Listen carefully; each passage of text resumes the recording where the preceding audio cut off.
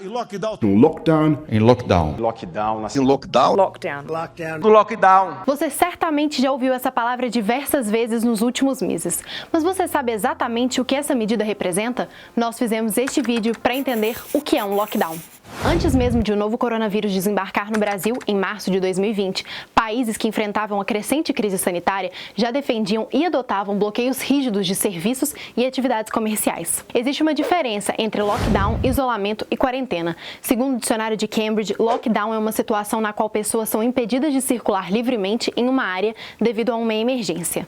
Ou seja, ela é adotada para manter de fato as pessoas em casa. Na atual pandemia, os países que adotaram lockdown só permitiam a circulação de quem trabalhasse em atividades realmente essenciais. Caso contrário, só com uma autorização prévia das autoridades sanitárias, com direito a pesadas multas para quem desrespeitar. Já a quarentena é entendida pelo Departamento de Saúde dos Estados Unidos como um período em que as pessoas são separadas e restringidas de circulação quando são expostas ao vírus. Durante esse período, observa-se se elas são doentes para evitar uma possível propagação da doença. O isolamento social, apesar de ser usado como a prática de ficar em casa mesmo não tendo sido contaminado, é entendido cientificamente como um método de isolar pessoas doentes daquelas saudáveis. Mas afinal, esses fechamentos todos que estados e municípios adotaram nos últimos meses podem ser chamados de lockdown? Parcialmente. Tecnicamente, o lockdown é a manutenção das pessoas em casa de maneira compulsória. Ou seja, são definidas regras e as pessoas não podem sair de casa a não ser que elas estejam dentro daquelas regras que permitem o movimento.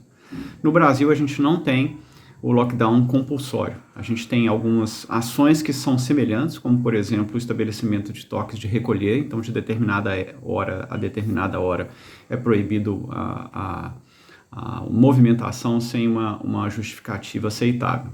Isso lembra mais o que a gente chama realmente de lockdown, mas isso não tem sido adotado de maneira ampla, ao dia inteiro, por exemplo, mas só em períodos específicos. Então, há algumas diferenças técnicas das ações que estão sendo adotadas no Brasil em relação, por exemplo, aos lockdowns que a gente viu acontecer na Europa. Lockdown completo, onde as pessoas não podem nem sair de casa e, na verdade, se saírem, elas são multadas, né? Então, é permitido, inclusive, que a polícia pode fazer uma autuação dessas pessoas. Então, é importante a gente saber que esses processos não foram vividos ainda no Brasil. Então, o lockdown que a gente viu foi em Israel, foi na China, e que são países, inclusive, que já estão vencendo a Covid-19. No Brasil, há casos de fechamentos totais ou lockdown.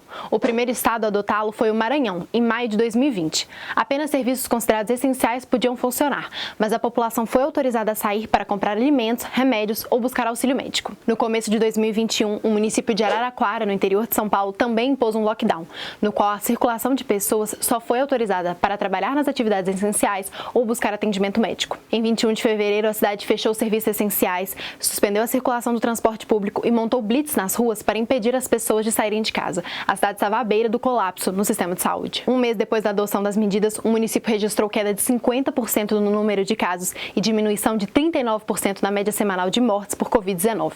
Os leitos de UTI também estão sem filas de espera há 13 dias. Considerando a dificuldade de acesso às vacinas que nós vamos ter, né, vai ser um processo lento até agora, o lockdown talvez seja o sistema perfeito para a gente poder conseguir conter o número de casos. É muito importante a gente entender como que isso está complicado hoje. Nós chegamos na marca de mais de 3.000 mortos por dia, pessoal, então isso é muito, muito crítico. Considerando, né, que as medidas que foram tomadas até hoje não foram suficientes, a gente tem a ocupação de leitos muito, assim, exacerbado, o sistema de saúde completamente colapsando no país inteiro. É importante, sim, que a gente considere a possibilidade de um lockdown no país, se a gente não quiser chegar numa marca triste de 500.000 mortos no Brasil até o meio do ano, como está sendo estimado por vários cientistas. Uma pesquisa do Imperial College de Londres, publicada na revista Nature, estimou que até 8 de maio de 2020, quando o fechamento total foi adotado na Europa, 3,2 milhões de vidas foram salvas em 11 países do continente. Os cálculos indicaram que se nenhuma ação tivesse sido implementada, haveria um aumento exponencial diário de 38% nas infecções. O chefe do estudo ainda afirmou que nesses 6 países, os bloqueios totais preveniram ou adiaram cerca de 62 milhões de casos de infecção. Durante a segunda onda de contaminações na Europa, que ocorreu nos últimos meses de 2020, o lockdown voltou a ser adotado em países que tinham iniciado a flexibilização. Eu considero que a adoção de um lockdown real no Brasil é muito mais complexa e ela pode ter, inclusive, efeitos adversos, efeitos colaterais que ainda não foram vistos, por exemplo, nos países que adotaram o lockdown verdadeiro. Agora, certamente, é um dos principais responsáveis pelo aumento no número de casos e por essa marca absurda que nós chegamos de 300 mil mortes no Brasil, advém do fato de que a população não adota de maneira ampla as medidas de distanciamento social, de evitar-se aglomerações e do uso adequado de máscaras e antissépticos.